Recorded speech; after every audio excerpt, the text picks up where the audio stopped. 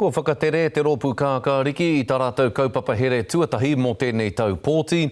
Ko ia tēnā, ko te whakatau kia ako ngā tamariki katoa I roto I ngā kura katoa o Aotearoa I te reo Māori. Hei tā rātou me mātua ako ngā tamariki katoa I te reo take o tēnei whenua, tai atu ki te tau tekau. Me te aha e mōhio pūana rātou, me mahitahi rātou me etahi atu e te tuki ai tēnei kaupapa I roto I ngā tau e tū mai nei. Nei rā a Irena Smith. I mauai I a Max, tōna hūtu wuruhi ka haututu haere. E whakatina nāna I te kōrero.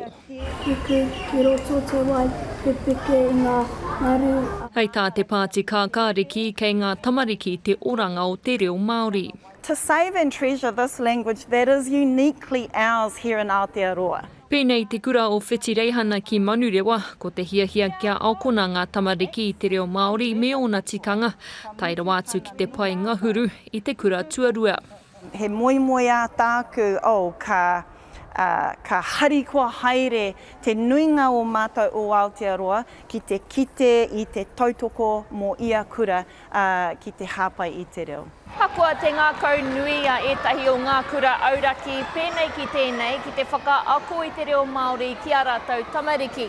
Ko te pātai nui, ka pēhia te whakapiki ake I te aroha a Aotearoa whānui ki tō tātou reo. Ko te raruraru, ka hore te Pākehā he tautoko ana te reo Māori kei roti I tēnei whenua. Ka hore ka re tai e rātou ki te whakahuatia ngā ingoa tika. Kōrero rātou mō hena rei. Who the hell's that? Ko wai a hena rei. Manu reiwa. Ka re whirangi rātou ki te whakaako I te whakahuatanga o ngā kupu.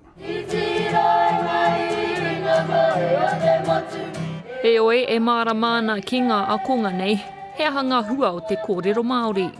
Ko te pārnga kia piki ake te reo te Māori, kia haere tonu. He whakaako rātou pēhia tō mātou ao Māori. Ko te whainga te pāti I roto I te tau e tū mai nei, ka hui tahi rātou me ngā kaiako, whānau, uniana hoki, ki te hanga I tētahi rautaki e tutuki ai, ngā wawata. Irena Smith, Te Karere.